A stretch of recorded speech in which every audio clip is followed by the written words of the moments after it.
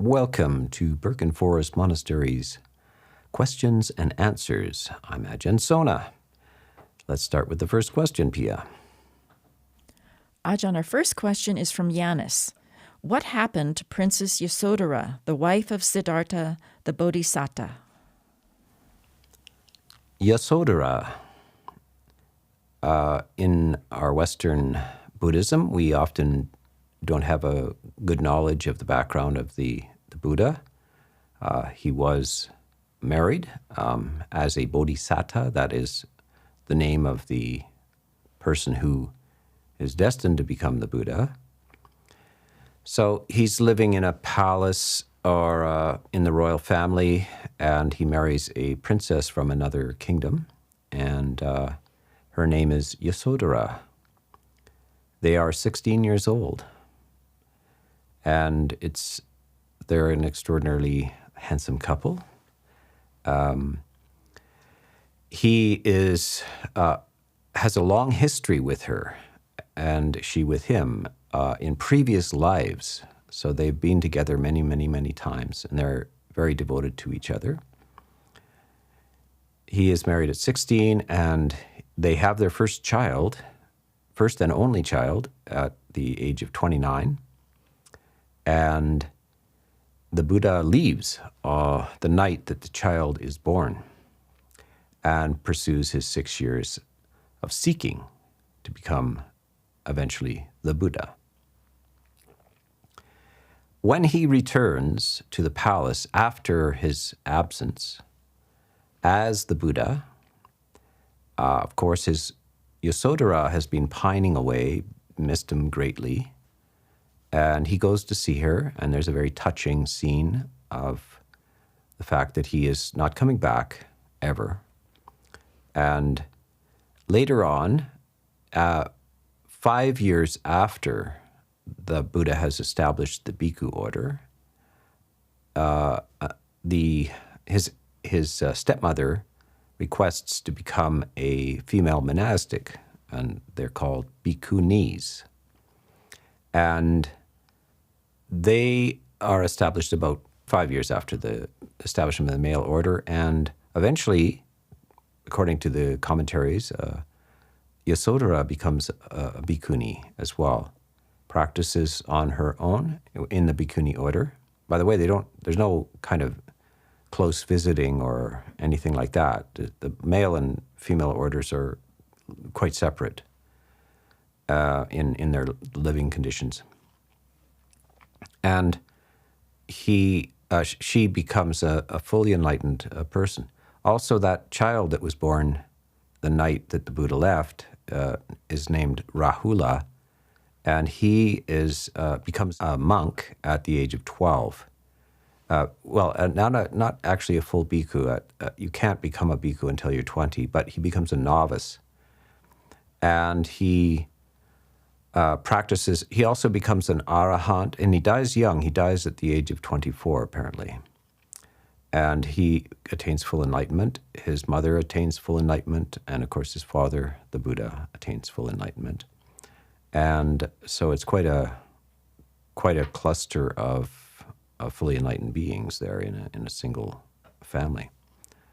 And we would link to a song, actually, about Yaśodharā, written by a Western Buddhist monk, Reverend Heng Shure. He ordained and trained in the Chinese Mahayana Chan tradition at the City of 10,000 Buddhas with Master Hua. We know him very well. The Theravada community that I belong to, which is primarily affiliated through Ajahn Chah, and the community at City of 10,000 Buddhas is our close friends. We visit with each other. And Heng Shure was a musician before he became a monk. Now, he's been a monk for, he must be 50 years now at least. And he recorded some songs that he had composed regarding these things. So Yaśodharā is one of them. We will put a link in the description. Yeah, I'm not very good with these terms. Okay, let's go to the next question, Pia. Ajahn, the next question is from Bruna in Brazil.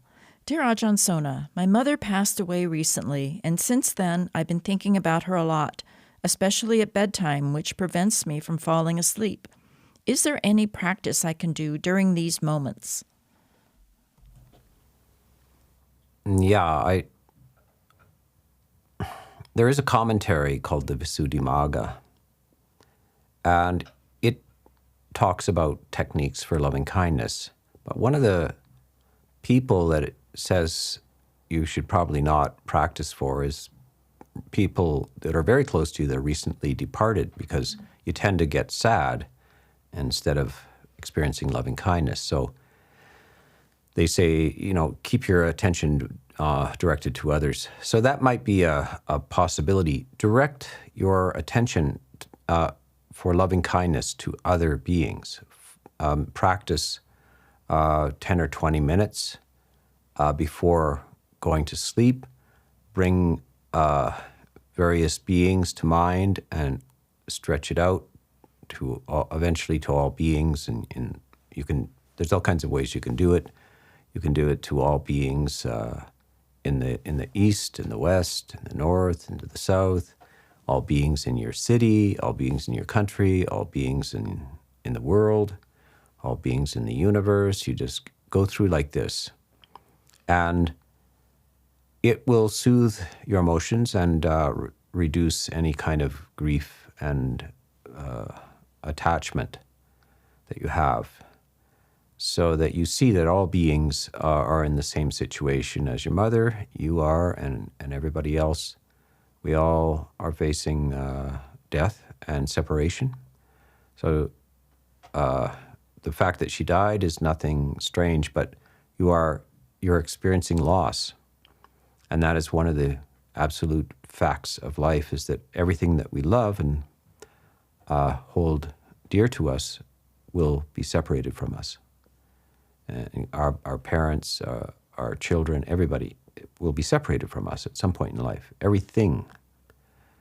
And we must face that fact with equanimity and not suffer about that. So yes, practice loving kindness, but don't bring her to mind. So you fill your mind with an alternative, very useful, profitable emotion, loving kindness, and that will help you to sleep. So there are 3 benefits from practicing loving kindness deeply. One sleeps well, one wakes well, and one does not have bad dreams. Okay, next question. Next question is from Mystic Fiddler 1 in Arizona, United States. Dear Ajahn, in Dependent Origination, why does death give rise to ignorance? Does a sutta address this? You see that in a diagram that goes in a circle like a clock, 12-factored dependent origination. 12 o'clock is avijja, or ignorance, and at 11 o'clock is death. But death does not give rise to ignorance. So it really doesn't go in a circle like that. It's just presented that way what the problem is that, of course, death is not the end. Birth will follow that. But ignorance is not conditioned by death. That's sort of a misguided representation in a circle like that. When the Buddha describes thinking about dependent origination, he actually starts with death. Death is a big problem for humans, isn't it? It's one of the issues about suffering. So he starts with death, and he says, what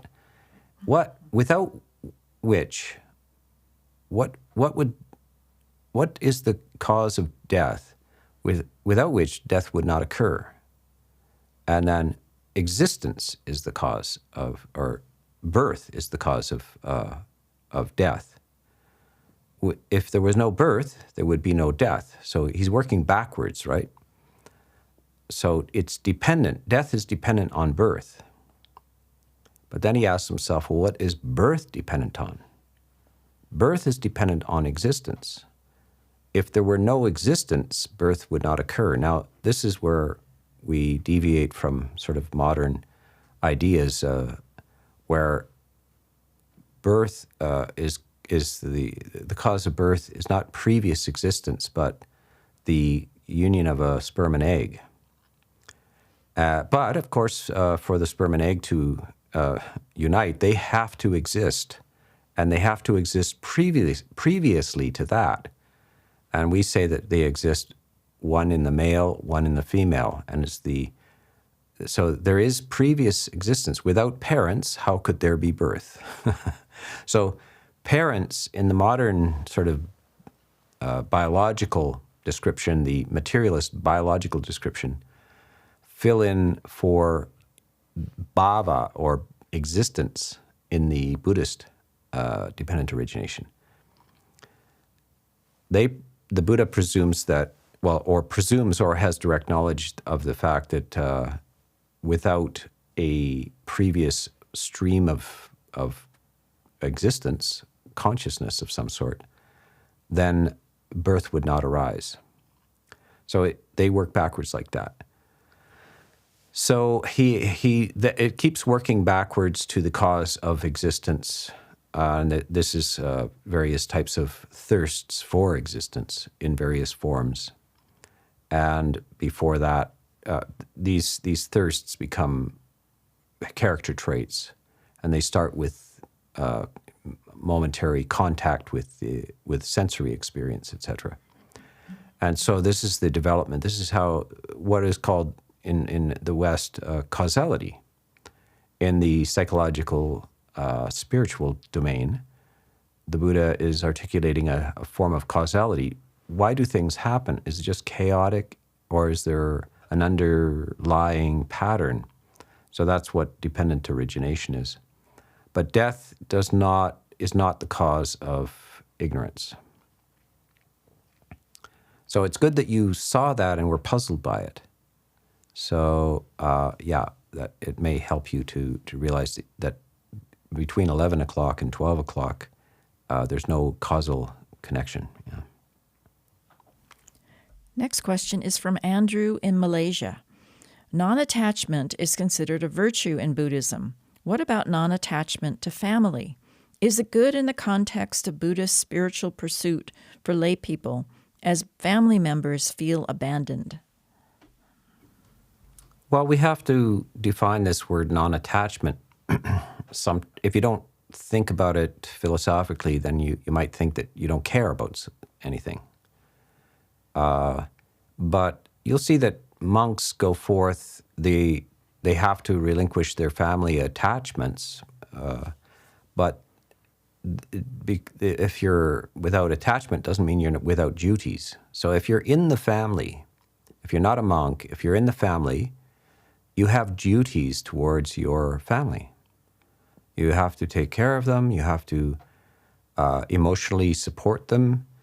You can have positive emotions towards them. You don't have no emotions towards them. You have positive emotions towards them. But these positive emotions are informed by wisdom. You are quite aware that no matter what you wish for them, they are independent agencies, and they will become what they will become. They are subject to illness, aging, death, and loss, just as you are. So that is what is meant by detachment. When we say attachment, means we're clinging emotionally, that our emotions, our well-being is very connected to the behavior of certain people, or even of physical objects. If a person is attached to their furniture and then the chair breaks, they will suffer. So the Buddha says, don't emotionally attach in that sense. You may take care of your furniture, you may buy nice furniture, but if you're emotionally deeply attached and something happens to it, then you will suffer. So you can have an appreciation of nicely made furniture or nice, well-made anything. And other people, you can appreciate their capacities, etc. But if you cling to it, and that's what attachments mean, it's very important that we understand what is meant by this word attachment. We just arbitrarily bring this word in. It means that you are emotionally dependent on things going in a certain direction, certain way, otherwise you will be very sad. In the news lately have been these giant fires in Los Angeles, and a lot of people lost their furniture. They lost their houses. And they feel very sad about that. They lost cherished photographs. They might have lost pets, and a few of them lost their relatives or their friends. And if you're devastated by this, emotionally distraught, then it's unfortunate because you're suffering. But we have to face the reality that these things are all fragile and subject to this kind of destruction. So this is what is meant by attachment and detachment. But nevertheless, your job is, if you have a house, you take care of it. You have furniture, you take care of it. You have people in your family, you take care of them in a very positive way. But that doesn't mean that you're attached so that you will suffer greatly if anything untoward happens to them. Okay, let's try the next question. Next question is from someone else in Panama City, Florida, United States. Do you think that the characteristics of the Buddha were exaggerated, namely the identification characteristics? Yes. The Buddha, there's a list of identifying marks of the Buddha called the 32 marks of the great person. And that is probably what this fellow from Panama is referring to. What's the name? Someone else. Someone else in Panama is referring to these 32 marks that are listed in a sutta on the great marks of a great person. I've spent much time meditating on this. Remember that the marks are identified when the Buddha is a baby, actually. The story is that 8 wise men came to see the baby prince that was born, summoned by the king, his father. By the way, you see the similarity in this story and the birth of Christ, where you have the 3 wise men coming to visit. That's 500 years, almost 500 years later. I wonder if the story of the Buddha's birth floated around in the East, and that that the story of the 3 wise men coming to identify the specialness of Jesus is a borrowing from that story. So the story is that 8 wise men came, and they looked at the baby, and they inspect the baby for its physical characteristics. Now, apparently these marks are actually recorded also in earlier scriptures. The Vedas and so forth have books with, I think something like 150 different physical characteristics that you can look at it on a child to kind of see its future. A physician, midwife, and so forth would also look at a child, make sure that they got all their fingers and toes, and they can see, and all of these things are just natural to humans. You look, are they fully developed? What's the proportions of their body? So this would have been a folklore collection of types of marks on the body that tend to flower in a certain direction in life. And this is what they're looking at. Some of them are hard to take literally. The shape of the head and so forth. It's possible the shape of the head is kind of turban-like, the skull bulges. The one of the marks that is strange is the length of the arms, the body, the arms. It can touch their kneecaps with the palm of their hand without bending over. And that is, of course, you would look like a monkey if that were the case. You'd be highly distorted physically if you could cover your kneecaps with your palms of your hand while you're standing up. I think I've read a Chinese version of this which says sitting. So I imagine a person sitting in lotus position and extending your hands. You can cover your kneecaps with your palms, and that would be a normal proportions in a human life. It makes sense then. So I guess the Chinese or the Tibetans had a problem with that super long arms. You'll see some statuary with an extraordinarily long arms on the Buddha. Some are not. They're properly proportioned. So I would just take it with a grain of salt. It's not all that important to Dhamma, and it shouldn't be taken literally. But these are almost mythological signs. Obviously, there's a whole folklore around characteristics like this, but I wouldn't take them too literally. Yeah. Next question is from Arvin in Seattle, Washington, United States. Dear Ajahn, would you comment on how best to overcome feelings of loneliness and failure? How does one start again? Yes, this is important that we understand this thing called equanimity, or upekkha. It's the fourth of the sublime abidings, heavenly places to dwell. It's a very high philosophical heaven.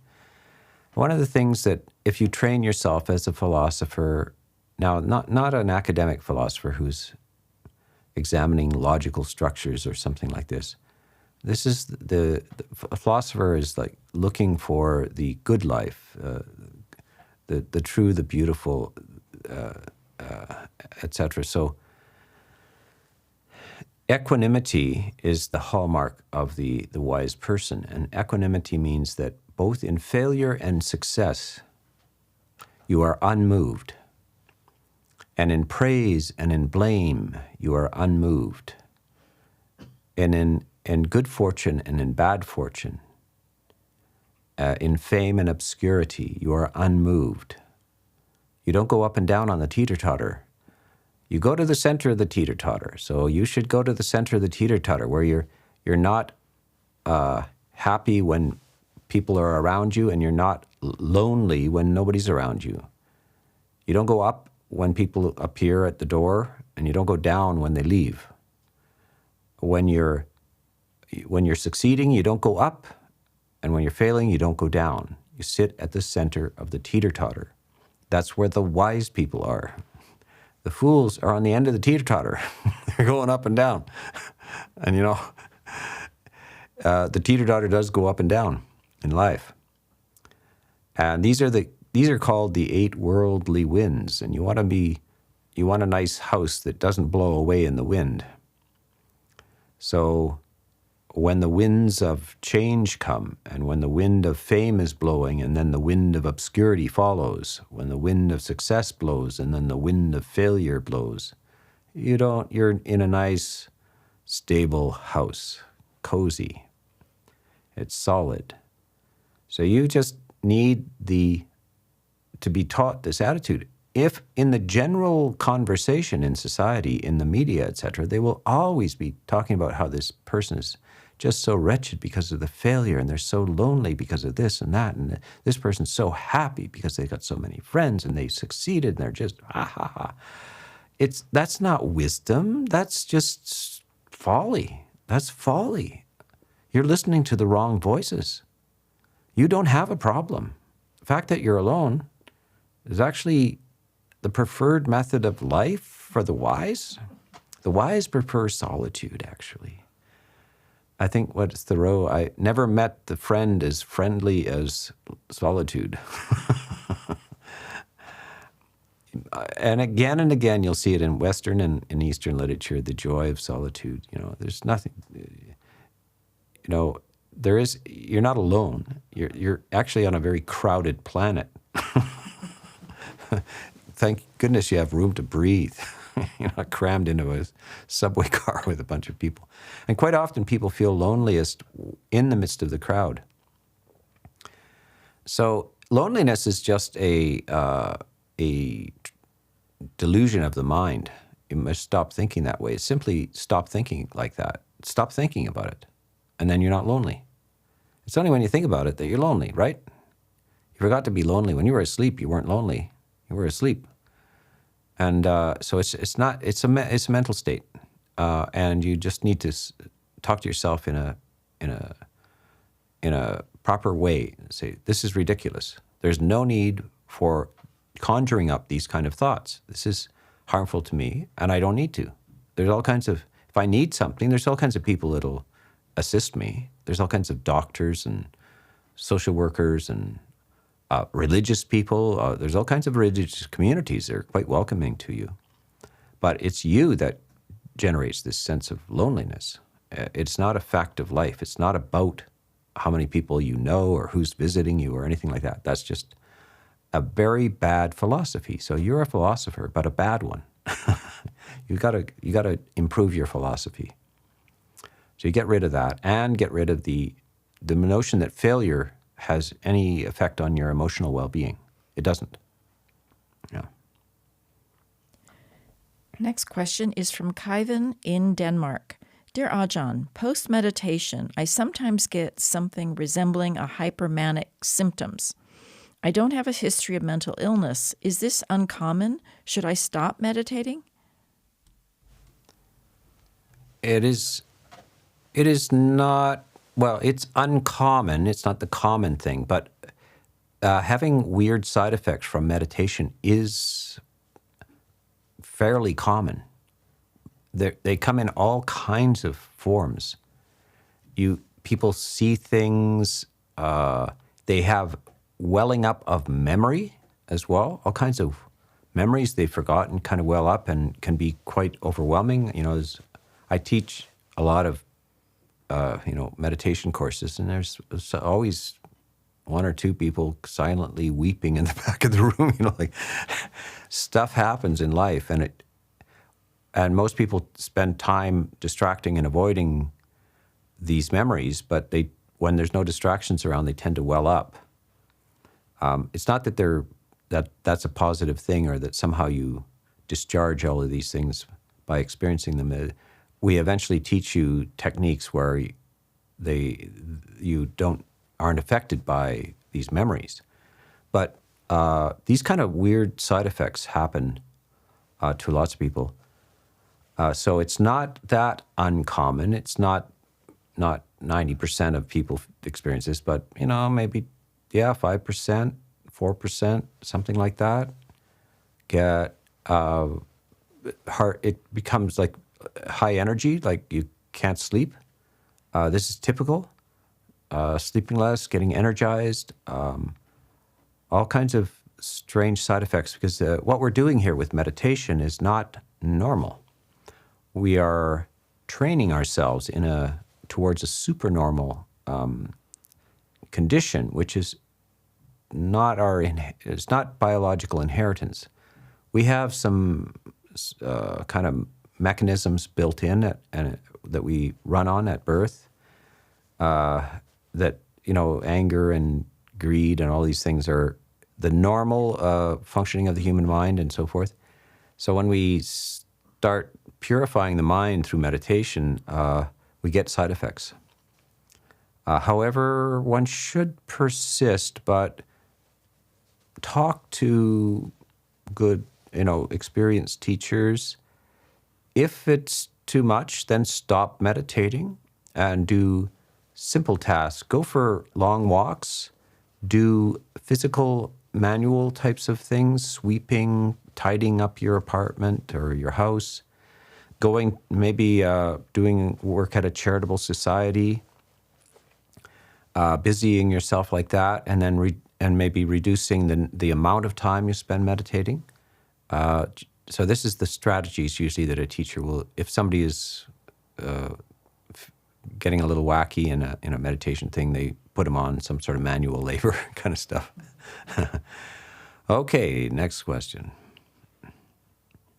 Next question is from Salma in Montreal, Quebec, Canada. Ajahn, do you have any advice or insight on dealing with body dysmorphia and deep insecurity? Yeah, a lot of people have problems with this. They're very concerned about their bodies. And that's one of the subjects that the Buddha really goes into. He says, look at this thing. It's not, first of all, it's not you, it's not yours. You can't command the thing. You can't tell it not to be sick. A thing grows by itself, it's not yours. So the first thing, the big relief is it's not yours. One of our teachers, Ajahn Chah, used to say, your body is a car borrowed from a friend. You need to maintain it, clean it, and so forth, because you don't want to disappoint your friend. But it's not yours. So if somebody comes up and says, nice car, I say, well, thank you, but it's not mine. Or if they come up and say, it's a bit of a beater, I say, well, it's not mine, it's my friend's. Who is your friend? Well, it's actually Mother Nature. So you're actually driving around in your mother's car. So it belongs to your mother. And Mother Nature just hands you a vehicle. And sometimes it's got illnesses. Sometimes it's a little on the plump side. Sometimes a little on the skinny side. You got your nose kind of goes off on an angle, or your ears are too small or too big, or all kinds of funny little biological processes. It's pure biology. It has nothing to do with you. Your body is simply not yours. You have no idea how it works, how it grew, how your eyes became brown or blue. We have scientific ideas about genetic inheritance and everything, which are just fine, but it doesn't explain, like, how did you do it? You didn't. It just happens. So this is how to get your body in the proper perspective. It's a thing that grows by itself. It's not yours. It just is. And so, wash it, dress the thing, just out of compassion for it, and stump around. It's a bag of seawater is what it is. It's primarily seawater. Blood is very similar to salt water. They can give you a little injection of salt water without, if you need it. If you're short on blood, sometimes you'll get a transfusion with a little bit of salt water. And your skin is kind of like seaweed, and your bones are kind of like coral. So it's a bag of seaweed, coral for bones, stumping around. Don't get into it. It's just that. That's how philosophers see it. They have no particular attachment. It's not them. It's just interesting what grew, So get over that. Stop that. Next question is from Leah in Oregon, United States. I am wondering if a 5-year-old can move to a monastery. Well, 5-year-olds do regularly attend monasteries in Asia. Monasteries are very open. They're almost like public institutes. Villagers surrounding people in the city bring their families to monasteries just for the holy experience, for the sacred experience. And in certain cultures, children even enter the robes. In the Mahayana and the tradition, the Tibetan tradition, some of the Chinese traditions, children are taken in that are recognized to be former monks and so forth. In the Theravada tradition, you're not looking for former teachers or monks, but children come in as early as 5 or 6 years old, even into the robes. They're not monks, by the way. They are children. They're called novices, or you can't become a bhikkhu, a fully ordained monk, until you're 20 years old. But there are whole monasteries with many young monks, young novices. They're called samaneras. A fully ordained bhikkhu is a samana, and somebody less than 20 but in the robes is a samanera. And I've been to monasteries where there's 100 or 200 of them. And they are getting an education, actually. So they enter the robes, they live a very disciplined life. They don't eat after noon, they sleep minimal hours. They are expected to behave themselves. They're not out kicking a soccer ball around or playing tag or anything like that. They don't do sports or music or any of that stuff. And it shows you that kids don't have to be childish. And if they're in the robes in the proper monastery, they turn out to be very beautiful personalities. They're in with adults that are directing them in their daily life, and they are taught proper attitudes. So they're not criminals or druggies or delinquents, etc. They behave themselves very well.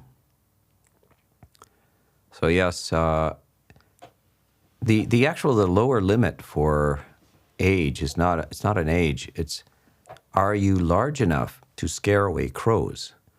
A crow is quite a bold animal, and it needs to intimidate a crow. You know, a little boy usually doesn't intimidate a crow. The crow will hold its ground, you know. So you got to be big enough. That'd be, maybe 8 years old, so forth, to intimidate a crow. Okay, next question. Next question is from Upasika Bodhipala in Canmore, Alberta, Canada. Could another reason for the confusion around feeling tone and the ending of dukkha be due to classifying emotional suffering as dukkha-dukkha instead of sankhara-dukkha? Yeah, emotional suffering is said to end at enlightenment. Emotional distress, psychological suffering. But bodily suffering is, like pain in the body, is still a feature. With a fully enlightened person, they feel a toothache, they feel, if they stub their toe, they feel it. It's gone into in great depth in the Abhidhamma.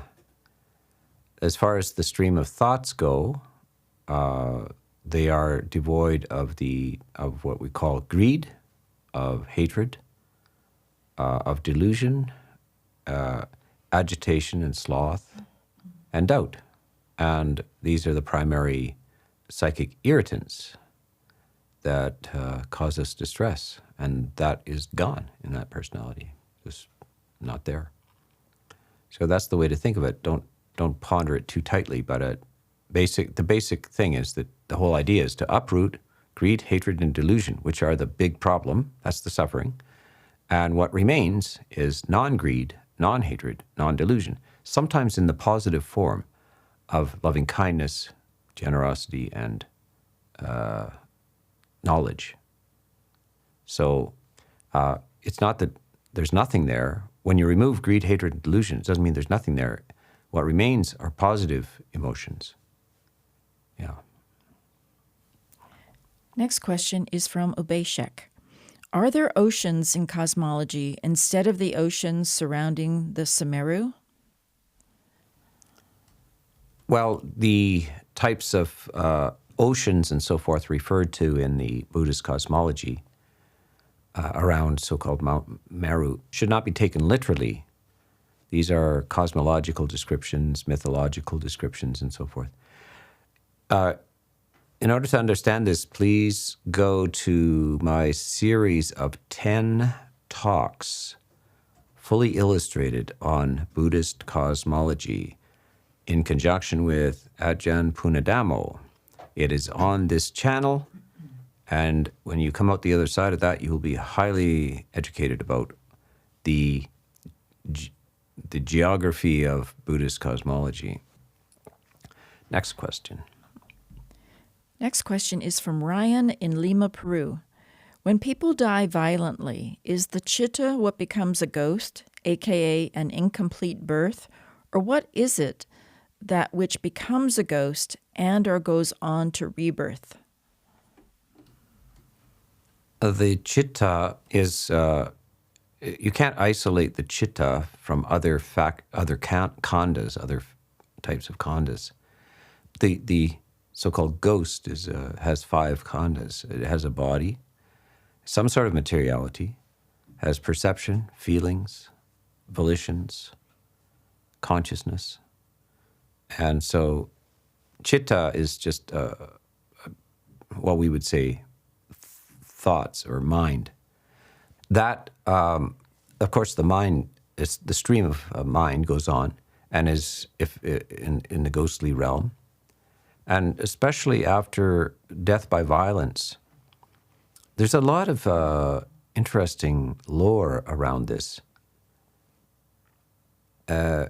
Typically, that is a cause for a disruptive ghost as well. One is not expecting it, and life is shortened often by violence or accident.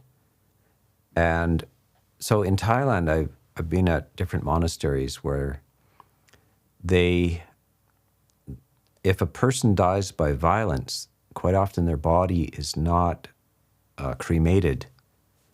It is brought to the monastery and often left for the monks to contemplate, corpse contemplation. It is kept in a grave of some sort that is not sealed. And the monks practice meditation, watching the corpse slowly decompose. This is the reason for it is one that is a legitimate meditation object that the Buddha prescribed. He said, go to a graveyard, and in those days, corpses were cast aside on the surface of the ground. They weren't buried. And you watch what happens to a human body after death, and that's going to happen to yours. So get in contact with reality. So that still happens in the forest monasteries, at least, in Thailand. And I've been at somewhere, 3 or 4 corpses per year have been brought there, and you watch it. I watch them go through the stages of decomposition. It's quite a graphic experience. The secondary motive is also that if the person dies by violence, said to be like the ghost is disruptive. It causes trouble around the village and in the city. Bad, weird things happen. It's furious. It hasn't come to grips with the fact that it's dead. And so the monastery is a good place for that ghost to be. It's a very quiet, peaceful. The monks are practicing loving kindness. They are not feeling threatened by the spirit, and the spirit eventually comes to realize that they have departed and they've gone on, and now it's time to move on to the next life, whatever that may be. That realization takes a variable length of time. There's no fixed length of time for that realization to happen. It's kind of like people lose somebody that's beloved to them, and some people recover from that. Others linger with that for the rest of their life. They can't move on. Others manage to move on after a couple weeks or etc. The loss of people close to you sometimes puts people into a kind of a ghost realm. This is a trauma to the mind, and the mind lingers in this kind of ghostly condition. Even in this life, you'll see ghosts walking around in the ghettos, in the drug ghettos as well. The drug ghettos are full of ghosts still in a human body walking around, usually as a result of trauma. Okay, let's go on. Next question is from No One Everyone in Iran. Dear Ajahn, if Nibbana is beyond duality, then how can it be experienced or known, since experiencing and knowing are inherently dualistic, subject-object? One of the words that I don't use is duality or non-duality. I don't use non-duality. I don't know why. It's a term bandied around in Buddhist circles, especially in the Mahayana tradition, but I don't know whether I don't come across it in the Theravada tradition, non-duality. What does that mean? It's not two. What the? Non-two. It's not three either. Not what? It's a term. The term is very more or less borrowed from Advaita Vedanta. Advaita means not two. Vedanta means in line with the Vedas, or the modernization of the Vedas. And the not two, what is not two? The not two between yourself and Brahma, sort of your soul is absorbed, your Atman is absorbed into the Mahatman, the great soul, or like you're not really two. You know, it is very, very Vedanta, but it's not very Buddhist. When we start with anatta, no self, what is no self? How does that absorbed into Nibbana? Nibbana is not the big self.